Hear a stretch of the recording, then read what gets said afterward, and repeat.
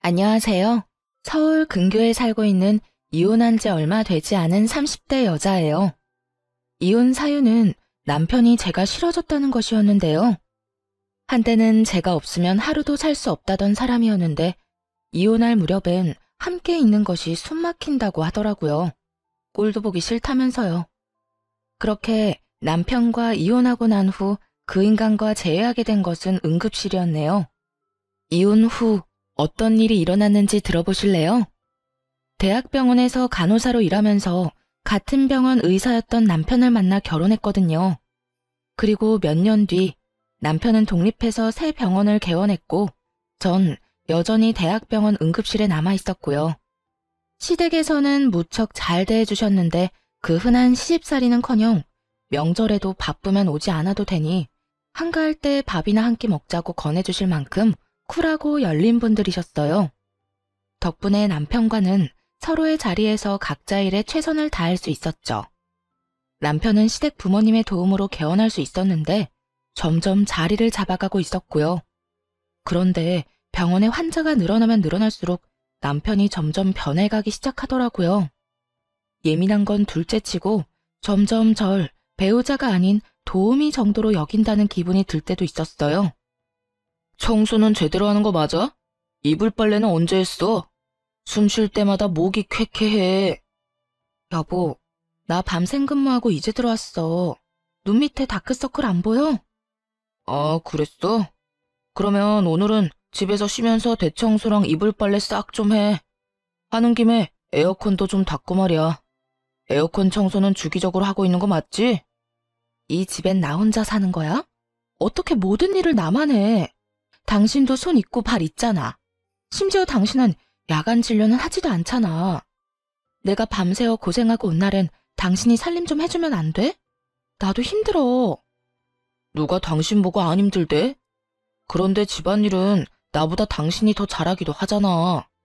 내가 해봤자 어차피 당신이 다시 하게 될 텐데 이왕 하는 거 잘하는 사람이 하면 2번 일 안 해도 되잖아. 아, 서재도 좀 치워줘. 완전 엉망진창이야. 청소뿐만이 아니었어요. 반찬 투정까지 부리더군요. 어떤 날은 반찬이 마음에 들지 않는다며 있는 대로 짜증을 내고 나가버리기도 했죠. 가장 대접도 못 받는 기분이라나 뭐라나요. 그래도 이런 남편을 보며 이해해보려고 노력했어요. 얼마나 피곤하고 힘들면 저렇게 예민해질까 하며 측은했거든요. 하지만 이런 인내심도 친정을 무시하는 태도 앞에서 결국 폭발했죠. 그날은 친정엄마의 환갑이었어요. 바쁜 남편 스케줄에 맞춰 일부러 식당을 점심시간에 예약하고 혹시나 하는 마음에 아침을 먹는 자리에서도 약속 시간과 장소를 여러 번 언급했거든요. 그런데 약속 시간이 지나도 남편은 오지 않더라고요. 연락 한 통 없이 말이에요. 결국 남편에게 전화를 걸었고 남편은 아주 태연한 목소리로 이렇게 말하더군요. 깜빡했어. 뭐? 어떻게 다른 것도 아니고 엄마 생신을 잊을 수가 있어. 내가 며칠 전부터 그리고 오늘 아침에도 이야기했잖아. 귀에 딱지 앉을 것 같으니 그만 이야기하라고 했던 게 당신이야. 그런데 뭐? 깜빡했어? 바쁘다 보면 그럴 수도 있지. 돈 좀 보낼 테니까 장모님 드려. 뭐? 안 오겠다는 말이야? 지금이라도 와서 얼굴 비추고 가. 지금 점심시간이잖아. 점심시간이라고 마냥 노는 줄 아냐? 지금도 할 일이 태산이거든. 아휴, 뭘 알아야 대화가 통하지. 하여튼 난 못 가니까 당신네 식구끼리 좋은 시간 보내. 그 순간 이성의 끈이 뚝 하고 끊기는 느낌이었어요. 바로 남편의 병원으로 찾아갔고 거기서 본 풍경에 어이가 없었네요. 바쁘다던 남편놈은 간호사들과 모여 앉아 시시덕거리며 커피를 마시고 있더군요. 생각 같아서는 그 자리에서 남편에게 따져먹고 싶었지만 차마 입이 떨어지지 않더라고요. 남편의 체면도 있었지만 제 얼굴에 침 뱉는 짓이란 걸 알고 있었으니까요. 가까스로 화를 참고 남편과 함께 진료실에 들어갔어요. 아니, 여기는 왜 쫓아온 거야? 몰라서 물어? 바쁘다며. 당신한텐 커피 마시는 일이 바쁜 일이니? 다른 날도 아니고 환갑이야, 환갑. 그런 날에 간단하게 점심 한 끼 먹는 것도 그렇게 힘이 들어? 아, 깜빡했다고 했잖아. 이미 늦었는데 가봤자 눈치밖에 더 보여? 괜히 내가 가서 분위기 망칠 바엔 안 가는 게 서로 좋잖아. 지금 그걸 말이라고 해? 당신 일정 맞춘다고 이 근처로 예약했고 시간도 일부러 점심시간으로 잡은 거야. 그런데 당신이 빠지는 게 말이 돼? 그까지 환갑이 뭐라고 이 유난을 떨어? 그냥 생일이잖아. 1년에 한 번씩 있는 생일. 그까지 생일 때문에 병원까지 찾아와서 피곤한 사람 붙잡고 큰 소리 내야겠어? 남편은 미안하단 말 한마디 없이 당당한 태도였고, 그런 남편의 손에 들린 커피를 빼앗아 그 당당한 얼굴에 뿌려버렸어요. 야, 너 이게 뭐 하는 짓이야? 정신 차리라고. 내가 요즘 당신 힘들다고 다 이해해주니까 나나 우리 집이 우습게 보이나 본데 정신 차려. 그날 밤 남편은 집으로 들어오지 않았어요. 남편의 첫 외박이 있던 날이었네요. 도대체 언제부터 사이가 이 지경이 되었는지 가늠도 되지 않더라고요. 복잡한 생각에 잠겨 째깍째깍 흘러가는 시간을 보며 애를 태우던 그때 시모에게서 전화가 왔어요. 아가, 어제 사돈은 잘 만나고 왔니? 좋은 시간 보냈어? 다정한 시모의 목소리를 듣는데 참았던 눈물이 터져 나왔네요. 아무런 대답도 하지 못하고 대성통곡을 하는데 시모는 아무 말도 하지 않고 가만히 기다려주시더군요. 그렇게 한참을 울고 나니 진정이 되었고 그제야 무슨 일이냐고 물어보시더라고요. 어머님, 그게 어제 그의 생신 자리에 오지도 않았어요. 바쁘다고요. 그래서 병원 찾아갔더니 간호사들이랑 커피 마시고 있더라고요. 그 모습이 너무 화가 나서 얼굴에 커피를 부어버렸는데 자기도 화가 많이 났는지 집에 안 들어왔어요. 뭐? 그러면 외박을 했단 말이야? 네. 병원 일로 점점 예민해지기 시작하더니 이젠 뭘 어떻게 해야 할지 모르겠어요. 이 녀석이 우리가 알아서 할 테니 넌 가만히 있거라. 그날 저녁 시댁에선 저와 남편을 불렀고 시댁에 도착했을 즈음엔 이미 한바탕 난리가 났더라고요. 벼락같이 호통을 치는 시부와 그런 시부 앞에 무릎 꿇고 앉아있는 남편. 남편은 아무 말도 못하고 고개만 숙이고 있더군요. 이 녀석아, 내가 너 이딴 식으로 집사람 마음고생시키라고 병원 열어준 줄 알아? 대학병원 있을 때보다 사는 게 편해졌으면 가정에 더 잘할 생각을 해야지. 그걸로 네 마누라한테 생색이나 내고 바쁘다는 핑계로 사돈어른 생신도 나몰라라 해? 생색이 아니라 정말 피곤해서 좀 예민해진 거예요. 생신은 정말 깜빡했어요, 아버지. 그런 정신머리 가지고 병원은 어떻게 이끌어가는 게야? 이딴 식으로 굴 거면 지금이라도 간판 내리거라. 아버지, 제가 잘못했어요. 앞으로는 절대 그런 일 없도록 할게요. 너 이 녀석, 다신 이딴 일로 집사람 눈에서 눈물 빼지 마라. 알겠어? 네, 알겠어요. 여보, 내가 미안해. 앞으로 이런 일 없도록 할게. 약속해. 개원 당시 워낙 받은 도움이 커서 시부모님들 말씀이라면 꼼짝도 못하던 남편이었죠. 이번에도 마찬가지였어요. 진심이라고는 느껴지지 않았지만 용서를 구하기는 하더라고요. 그리고 한동안은 잘하는 척도 했고요. 하지만 그럴수록 남편의 마음은 이미 떠난 것이 느껴졌어요. 아니, 단순히 마음이 떠난 것이 아니라 다른 이유가 있을 거라 확신하게 되었죠. 그렇지 않고서야 둘 사이에 큰 다툼이 있었던 것도 아니었고 기분이 상한 일도 없었는데 사람이 저렇게까지 변한 것은 말이 안 되니까요. 혼자 고민을 하다가 남편 병원에서 일하고 있는 동기에게 물어보기로 했네요. 꽤 긴 시간을 남편과 함께 보내는 친구이니 이유를 알지 않을까 해서였죠. 지연아, 혹시 우리 남편 요즘 무슨 일 있어? 원장님? 아니, 왜? 무슨 일 있으시대? 아니, 요즘 좀 이상해서 혹시 너는 알까 해서 연락해봤어. 요즘? 이상한 건 없었는데. 조금 예민하시긴 했지. 뭐 그거야 그럴 수도 있는 일이니까. 그거 말곤 다른 이상한 점은 없었는데. 아, 혹시 우리 남편 여자 있는 건 아니겠지? 100번은 넘게 고민하고 물은 말이었는데 이 말을 들은 친구는 듣자마자 깔깔거리고 웃더라고요. 자신이 아는 한 그럴 리가 없다고 말이죠. 뭐? 넌 말이 되는 소리를 해. 네 남편을 어떻게 나보다 더 모르니? 네 남편 매일 병원에서 살다시피 하고 진료 끝나면 바로 집에 가는데 친구들도 점심시간에 잠시 병원에 와서 보고 가는 게 전부고 따로 약속 잡는 일도 없으신 것 같고 말이야. 너도 요즘 많이 피곤한가 보다 그런 생각까지 하는 거 보면 그러지 말고 쉬는 날에 잠이나 좀 푹 자. 서로 예민하다 보면 자주 부딪히고 또 그러다 보면 별 생각이 다 드는 법이야. 음, 그래 알겠어. 우리 남편한텐 내가 이런 이야기 한 거 비밀로 해줘? 당연하지. 얼른 좀 쉬어. 믿었던 친구였어요. 동기들 가운데서도 친했고 무엇보다 유부녀이기에 이런 마음을 더 잘 이해하고 상황을 객관적으로 볼 거라 생각했죠. 그런 친구의 조언을 듣고 나서도 이상한 기분은 사라지지 않았지만요. 그래서 결국 남편의 뒷조사를 시작했네요.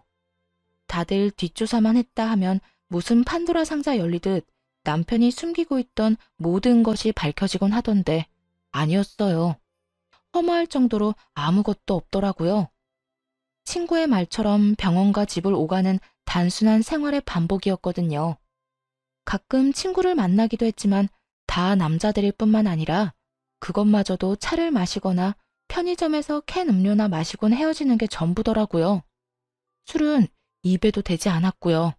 병원에서 회식을 해도 1차에서 끝내곤 혼자 병원에 들러 나머지 일을 보곤 집으로 돌아오곤 했더군요. 딱히 뭐가 나오지 않아 다행스럽긴 했지만 정작 아무것도 나오지 않으니 환장할 노릇이었어요. 남편은 여전히 이상하게 변해만 갔으니까요. 그렇게 감정이 요동을 지던 어느 날 남편 입에서 결국 이혼이란 말이 나오고야 말더군요. 그날은 웬일로 남편이 함께 외출을 하자고 하더군요. 밖에서 맛있는 것도 먹고 산책도 좀 하자고요. 그간 좀 소원하긴 했어도 다시 잘 지내볼 생각은 있구나 하는 마음에 한껏 꾸며입고 외출길에 나섰죠. 들떠서 밝은 목소리인 저와는 달리 남편은 건성건성 대답만 하더라고요. 여보, 여기 진짜 오랜만이다. 여기 기억나? 여기서 우리 첫 데이트 했었잖아. 기억해.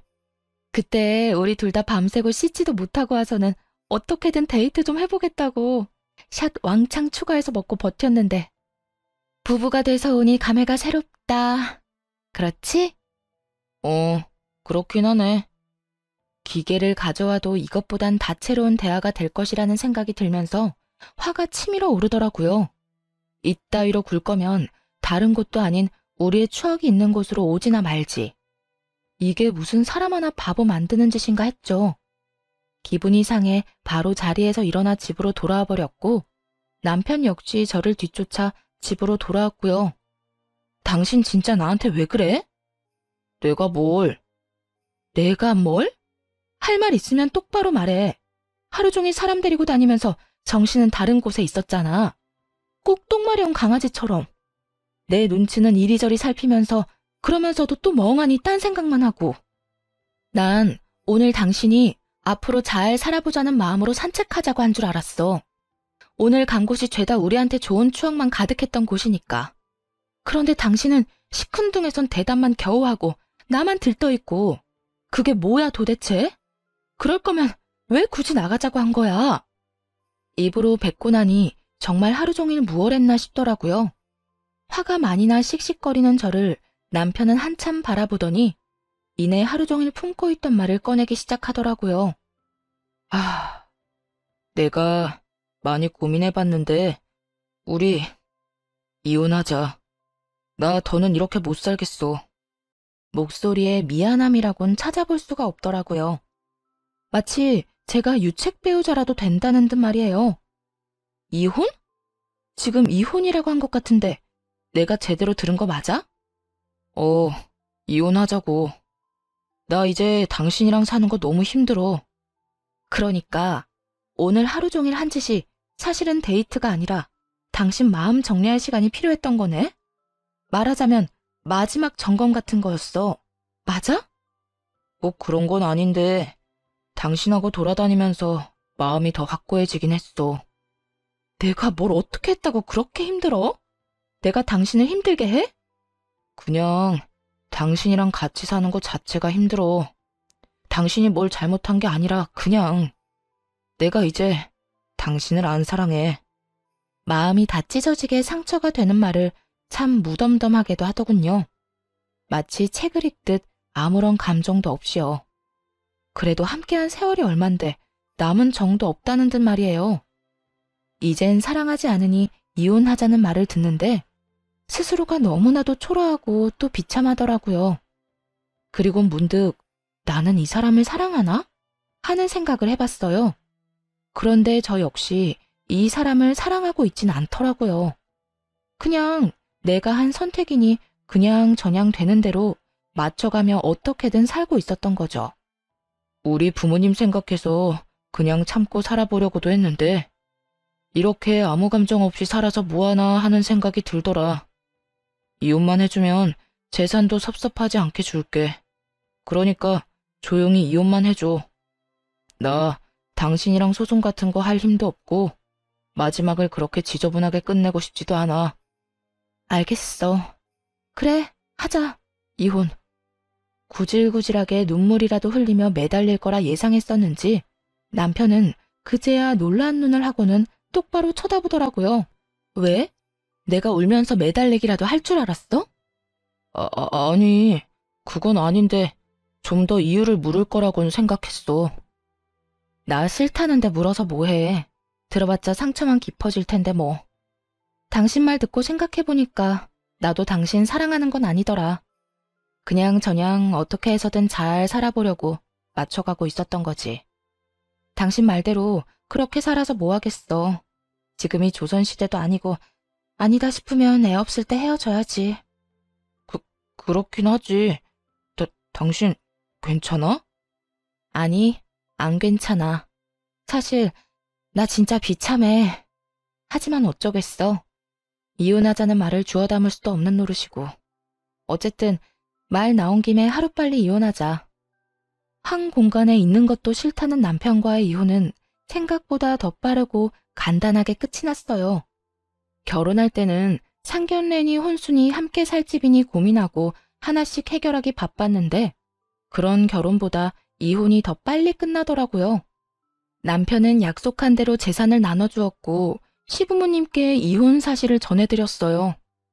마지막으로 물으마. 너 지금 이혼하면 너에게 해주던 모든 것들 다 끊을 것이야. 네가 이때껏 벌어들인 것 빼곤 다 뺏기는 신세가 될 텐데 그래도 이혼할 거야? 네, 아버지. 이미 되돌리기엔 늦었어요. 제 마음도 마음이지만 이 사람도 저한테 이제 마음 없어요. 한 공간에 있는 게 숨이 턱턱 막히기 싫은데 어떻게 같이 살겠어요. 남편의 말을 들은 시부는 저의 생각을 조심스럽게 물으시더군요. 아가, 네 생각도 같다 이거니? 네. 제가 싫다는 이 사람 말 듣고 생각해보니 별반 다르지 않은 마음이더라고요. 당시엔 싫은 마음까진 아니었지만 그렇다고 해서 좋은 마음도 아니었어요. 무엇보다 제가 그렇게도 싫다는 사람하고 저도 살고 싶지 않아요, 아버님. 일이 이렇게 돼서 죄송해요. 네가 죄송할 일이냐? 우리가 자식을 잘못 키워 네가 마음고생 많이 했겠구나. 우리가 미안하다, 아가. 아니에요. 두 분은 최선을 다해 잘해주셨는걸요. 이 말을 들은 시부와 시모는 더 화가 났는지 남편을 보며 무서운 얼굴이었죠. 아마 이게 진작 마음이 떠난 남편이 이때껏 제 곁에서 버텼던 이유였겠죠. 너는 각오하고 있겠지? 우선 카드부터 내놓거라. 집도 처분해서 줄 건 주고 남는 건 가지고 오고. 병원은 들인 돈이 있으니 다 갚을 때까진 월세로 있으면서 투자금부터 갚거라. 너하고 새아가한테 주려고 했던 건물은 없던 일로 하마. 늘 말씀하신 대로 남편에게 해주던 모든 지원을 끊어버리시더군요. 상속 명목으로 주시려 했던 건물도 없던 일이 되었죠. 아버지, 다른 건 몰라도 건물은 이 사람과 결혼하기 전부터 주신다고 하셨던 거잖아요. 결혼 이혼이랑은 아무 상관도 없는 건데 그것까지 없던 일로 하다뇨. 네 이놈, 네 놈이 뭐 하나라도 받고 싶었으면 이토록 당당한 태도가 아니었어야지. 네 놈이 오늘 여기 와서 적어도 미안한 기색이라도 내비쳤다면 내 당장은 아니더라도 훗날 언젠가 건물은 주려고 했다. 그런데 지금 미안한 척만 하지 진심 어린 반성이란 없지 않느냐? 겉으로 나타나는 게 그 정도인데 네 속은 오죽하겠어. 모르긴 몰라도 잔치가 열려도 10대 번은 더 열렸겠지. 아니에요. 저도 마음이 편치만은 않다고요. 편하진 않아도 미안하지도 않다는 뜻으로 들리는구나. 아니요. 저도 죄송하고 미안해요. 진심이에요. 에휴, 더는 듣고 싶지도 않다. 내가 병원을 남겨둔다고 해서 괜한 기대는 하지 말거라. 말한 대로 투자금이 적지 않기에 그 돈은 회수하려고 남겨두는 것이니. 그러니 허튼 짓 하지 말고 빚이나 잘 갚아. 시부는 투자금 회수 목적으로 월세를 내는 대신 병원은 유지할 수 있도록 해주시더라고요. 이미 마음 떠난 사람과 이혼하면서 재산이라도 넉넉히 받아왔으니 그만하면 괜찮은 이혼이다 싶었죠. 거기에다 남편이 가진 것까지 다 신기루가 되어 사라졌으니 복수도 이만하면 되었다고 생각하기도 했습니다. 비록 제대로 된 이유는 끝까지 알 수 없었지만 말이에요. 단순히 이제 사랑하지 않는다는 이유로 이혼하겠다는 말을 그대로 믿은 것은 아니었기에 더 조사를 해봤지만 아무리 찾아봐도 이렇다 할 만한 것은 나오지 않았거든요. 하지만 하늘은 저와는 생각이 달랐나 봅니다. 운명의 장난인지 전 남편과 이혼하고 2달쯤 뒤 이혼의 진짜 이유를 알게 되었으니까요. 그리고 제대로 된 복수도 하게 되었고요. 그날도 응급실에서 근무를 하고 있었어요. 크고 작은 사고가 많은 응급실이라 늘 긴장된 상태로 대기하는 편인데 그날따라 유난히 심하게 두근거리더라고요. 오늘따라 왜 이렇게 안절부절 못해? 집에 무슨 일이 있어? 이혼한 돌싱녀가 집에 일이 있을 게 뭐가 있어. 그냥 계속 뭐가 이상해. 느낌이 싸해. 그렇게 주변에서도 제 불안을 느낄 정도의 싸한 예감이 이어지던 그때 큰 교통사고로 인해 긴급한 상황의 환자가 연이어 들어오더군요. 급하게 환자를 향해 달려갔고 환자의 얼굴을 확인하고는 그 자리에서 아무것도 못한 채 멍하니 서 있을 수밖에 없었습니다. 그 환자는 바로 남편과 제 동기 친구였거든요. 전 남편의 호의로 한 차에 타고 있었다기엔 새벽 3시에 가까운 시간. 누가 봐도 불륜임을 알 수 있는 상황이었어요. 심지어 임신 상태더군요. 아빠가 누구인지 쉽게 확인할 수도 없는 아이를 말이죠. 멍해서 억장이 무너지는 기분조차 들지 않더라고요. 아니, 오히려 그제야 왜 이혼까지 하게 되었는지 이해가 되며 속이 뻥 뚫리는 기분마저 들었어요. 배신감이요? 그딴 감정도 들지 않았어요. 그저 두 사람이 저를 속이고 어떻게 외도를 저질러 왔는지 그 과정이 머릿속에 쉽게 그려지더라고요. 흥신소에서도 두 사람의 외도 증거를 잡지 못한 이유는 병원에 있었죠. 병원에는 뒷문이 있었는데 간호사들도 알지 못하는 전 남편의 진료실 뒤편에 있는 작은 문이었어요. 상간녀는 그곳으로 몰래 오가며 남편과 불륜을 저질렀던 거죠. 우선 상간녀의 남편과 전 시부모님들을 병원으로 불렀어요. 상간녀의 남편 역시 알고 지내던 의사였던지라 연락처가 다 있기도 했고 두 사람의 외도에 대해 다른 증거 없이도 설명할 수 있는 장소이자 상황이라 판단했기 때문이었어요. 더불어 상황이 상황인지라 전 남편에겐 보호자가 필요한 순간이기도 했고요. 제일 처음 병원에 도착한 것은 전 시부모님들이었어요. 어찌나 놀라셨는지 신발도 제대로 신지 못하고 오셨더군요. 아가야, 이게 무슨 일이니? 우리 아들이 사고라니? 얼마나 큰 사고길래? 그게 상황이 좋지 않아요. 일단 제가 사인해서 수술은 들어갔는데 어떻게 될지. 저도 장담할 수가 없어요, 어머님. 어쩌니, 어쩌니. 이 새벽에 왜 운전을 하고 돌아다닌 게야? 혼자였니? 아니면 누가 옆에 있었니? 그게 혼자는 아니었어요. 전 시모는 저의 곤란한 표정을 보더니 말하지 않아도 안다는 듯 손을 꽉 잡으셨고 전 시부는 두 눈을 질끈 감으시더군요. 저보다도 두 분이 더 상처를 받으신 듯 잡은 두 손이 미세하게 떨리고 있더라고요. 전 괜찮아요. 그런데 그 사람 상태가 생각보다 좋지 않아요. 일단 다른 건 생각하지 마시고 지금은 수술 생각만 하기로 해요. 보호자 대기실 저쪽에 있으니 가셔서 몸부터 좀 녹이세요. 그래, 일단은 애 몸부터 생각합시다. 아가, 너도 얼굴이 좋지 않아. 따뜻한 것 좀 마시고 일하거라. 응? 네, 아버님. 그렇게 전 남편의 상태를 전하고 두 분을 진정시키고 응급실로 돌아왔는데 상간녀의 남편이 뛰어들어오더군요. 가운을 입고 뛰어들어오는 걸 보니 병원에 있다가 달려오는 길인 듯 했어요. 수민 씨, 우리 지연이 많이 다쳤어? 걱정하며 뛰어들어오는 상간녀의 남편을 보며 고민이 되지 않았던 건 아니었어요. 굳이 둘의 불륜 사실을 지금 밝히는 게 맞을까 해서요. 그런데 지금 이야기하지 못하면 나중은 없을 듯 했고 그렇다고 덮고 지나갈 만큼 바보는 되고 싶지 않았어요. 그래서 결심했죠. 그 순간에 모든 사실을 밝히기로요. 그게 지연이는 그나마 괜찮은데 우리 전 남편이 많이 다쳤어요. 함께 있었더라고요. 전 남편이라면 그러면 둘이 같이 차 타고 가다가 사고가 났단 말이야? 지금 이 시간에 두 사람이 함께 있을 일이 뭐가 있어? 설마 아니지? 믿을 수 없다는 듯 멍하니 바라보는 상간녀의 남편을 보는데 그 심정이 이해가 되더라고요. 갑작스럽게 이혼 통보를 들었을 때가 떠오르며 말이죠. 절로 나오는 한숨을 내쉬며 다른 사실을 알려주었어요. 바로 상간녀의 임신 소식 말입니다. 아, 그 설마가 사람 잡았네요. 엑스레이 찍기 전에 혹시 몰라서 검사했는데 지연이 임신이더라고요. 알고 있었어요? 임신? 지연이가? 아니, 몰랐어. 임신이에요, 지연이.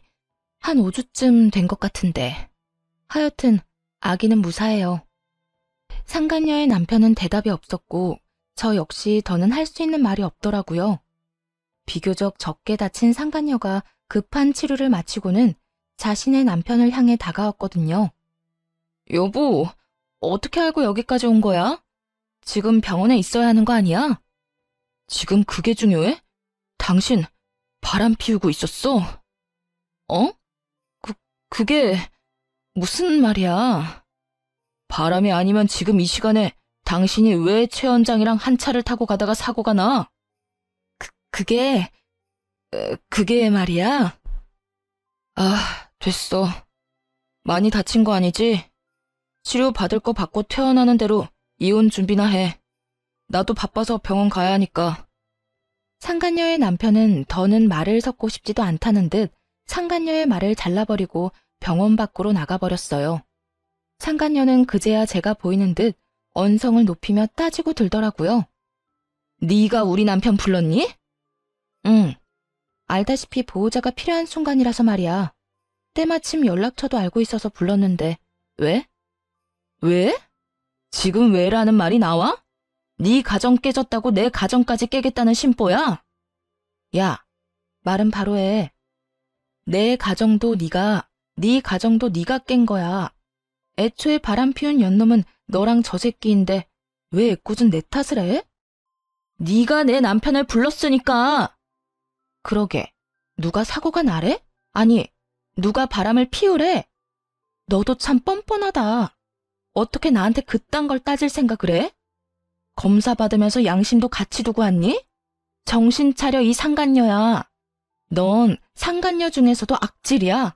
어떻게 동기 남편이랑 그딴 짓을 저질러? 그러면서 뭐? 원장님은 바람 피울 리가 없다고? 내가 발 동동 구르며 너한테 고민 상담할 때 내가 얼마나 웃었을까? 다른 사람도 아닌 당사자한테 그걸 묻고 있었으니 말이다. 너도 알지? 지금도 상간녀 소송은 가능하다는 거. 그냥 넘어갈 생각 없으니까 각오하는 게 좋을 거야. 상간녀는 온갖 거친 말들을 쏟아내기 시작했는데 그냥 무시하고 일터로 돌아왔어요. 그 새벽이 어떻게 지나갔는지도 모르게 시간은 흘렀죠. 그 후 상간녀는 이혼을 하게 되었더라고요. 듣기론 막상 이혼이 진행되자 상간녀는 담담하게 그 상황을 받아들이고 이혼했다더군요. 하긴 뱃속에 애도 있으니 나름 현명한 판단을 한 것이었겠죠.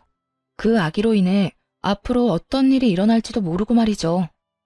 저 역시 상간녀를 상대로 위자료를 청구했고 이혼은 순순히 했으면서도 위자료는 주기 싫었는지 다시금 찾아와 득달같이 따지고 들더라고요.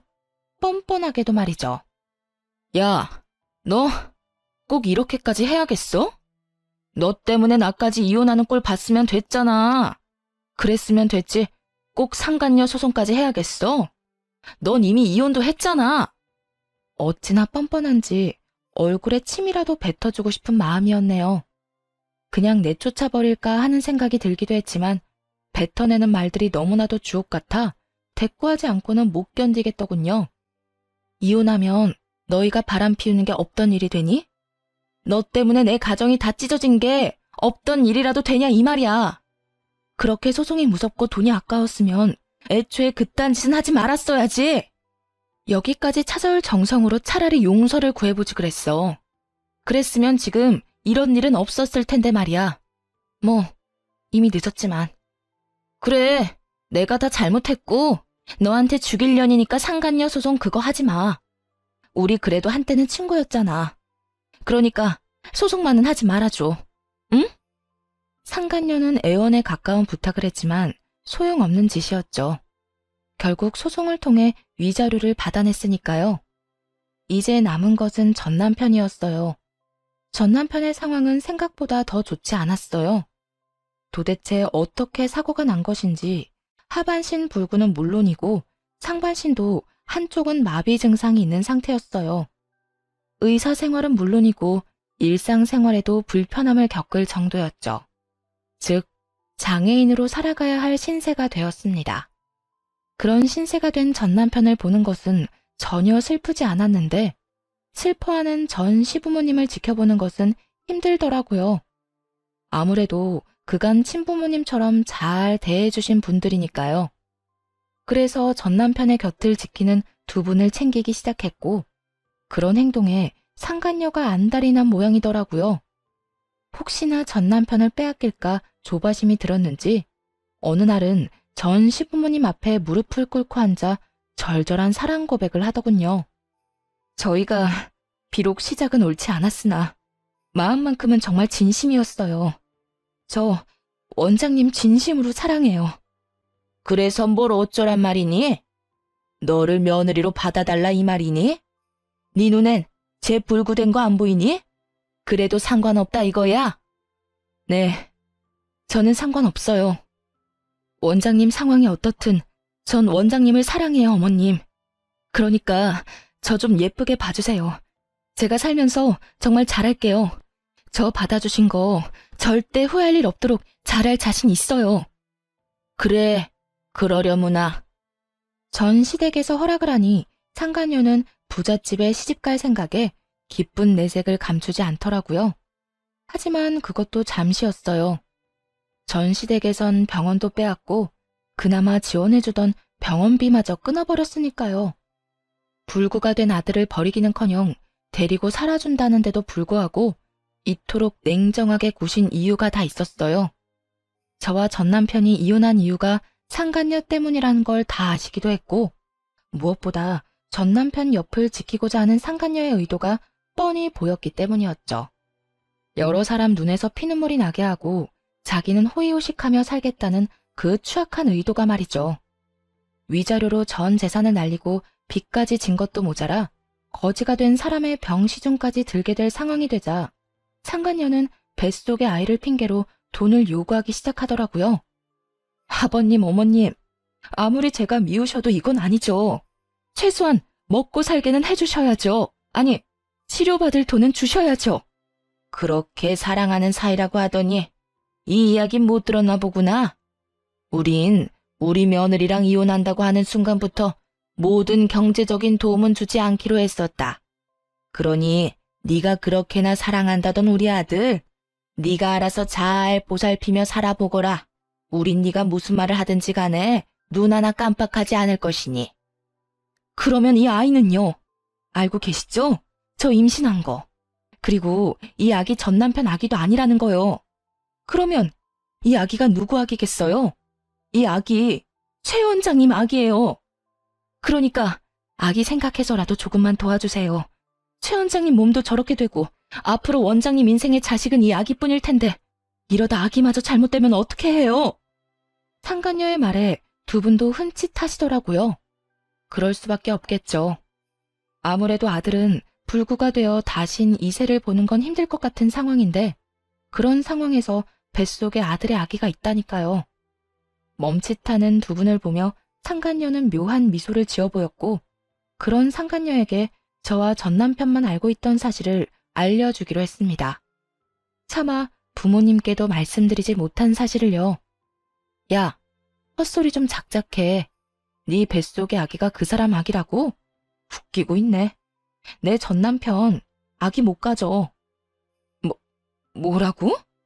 그게 무슨 말이야? 배웠다는 사람이 이것도 못 알아들어? 네가 그렇게 사랑한다던 최 원장 무정자증이라 아기 못 가진다고. 그래요. 전 남편은 무정자증이었어요. 결혼 2년 차에 자연 임신이 되지 않아서 병원에서 알게 된 사실이었죠. 부모님이 아시면 너무 속상해하실 것 같아 일단 숨기며 이세에 대한 마음은 그때 접었고요. 그런데 그런 사실을 모른 채 전 남편의 아기라고 우겨대니 참 기가 다 막히더라고요. 모든 사실이 밝혀지자 상간녀는 고함을 질러대며 끝까지 저를 모함하기 시작했어요. 거짓말 하지 마. 너 지금 나랑 이 사람 잘 먹고 잘 살까봐 일부러 없는 말 지어내는 거지? 난 분명히 원장님 아기를 가졌는데 무정자증이라니. 아니, 무정자증이라도 가능성은 있는 거잖아. 참 가능성이 있겠다. 그렇게라도 우겨보고 싶은 것 같은데 우길 걸 우겨. 정 우기고 싶으면 나처럼 증거를 내밀어 보든지. 들어보니 네 전 남편 아기도 아니라던데 도대체 남자가 몇 명인 거니? 어디 숨겨둔 원장이 또 있기라도 한 거야? 뭐야? 너 지금 누굴 모함하는 거야? 그렇잖아. 내가 검사 결과를 봤으니 네가 임신한 것도 저 사람의 무정자증인 것도 확실한데 아기 아빠는 누구인지 알 수가 없고 이런 상황에선 다른 가능성이 떠오르지 않겠어? 아니야. 정말 아니라고. 아니에요, 아버님, 어머님. 설마 이 여자 말 다 믿는 건 아니죠? 지금 저 때문에 이혼하게 됐다고 화가 나서 이러는 거예요. 정말이에요. 제 말 믿어주셔야 해요. 전 남편이 무정자증이라는 사실에 상간녀도 그렇지만 부모님들도 충격이 크신 듯 하더라고요. 전 남편의 상태도 충격이지만 인간의 탈을 쓰고 아무렇지 않게 거짓말을 해대는 상간녀의 언행에 대한 충격이 더 큰 듯 했으니까요. 닥치지 못해? 네 말이 사실인지 아닌지는 출산하면 밝혀질 것이고 그때 유전자 검사에서 네 말이 사실이라면 내 너에게 사과하고 내 재산 전부를 네 뱃속의 아기한테 물려주마. 하지만 그렇지 않다면 각오하는 것이 좋을 게야. 감히 다른 것도 아니고 핏줄을 두고 장난친 죄는 받아야 하지 않겠니? 전 시부는 처음 보는 무서운 표정을 지으며 상간녀를 몰아세우기 시작했어요. 상간녀는 뒷걸음치며 눈물로 호소하더군요. 아니에요. 정말 저는 맹세코 다른 남자는 없었어요. 믿어주세요. 그렇게 확신한다니 출산 때까지 기다릴 필요도 없겠구나. 들어보니 대하 유전자 검사도 있다고 하던데 그걸로 진행하자꾸나. 네 말대로 네 뱃속의 아기가 우리 아들 핏줄이라면 우리한테 귀한 손주인데 힘들게 키울 수는 없는 노릇이니. 말을 끝낸 전 시부는 눈짓으로 상간녀를 붙잡아달라고 부탁해왔고 전 상간녀를 붙잡았어요. 붙잡힌 상간녀는 발악하며 고함을 질러대더라고요. 이거 놔! 이거 놓으라고! 너 태아 유전자 검사가 쉬운 줄 알아? 아직 합법으로 정해진 것도 아니라고. 이거 놔. 이거 놓으라고! 다 널 위해서 이러는 거야. 홀몸도 아닌데 합법이든 불법이든 빨리 검사해서 확실해지면 돈도 펑펑 쓰고 너도 아기도 좋은 거 아니야? 당당하다는 애가 왜 이래? 이거 놔! 혼비백산. 말 그대로 아수라장이었네요. 상간녀는 있는 힘껏 저를 뿌리치고 도망쳤는데 그런 상간녀의 모습을 설명하기에 딱 어울리는 말이더군요.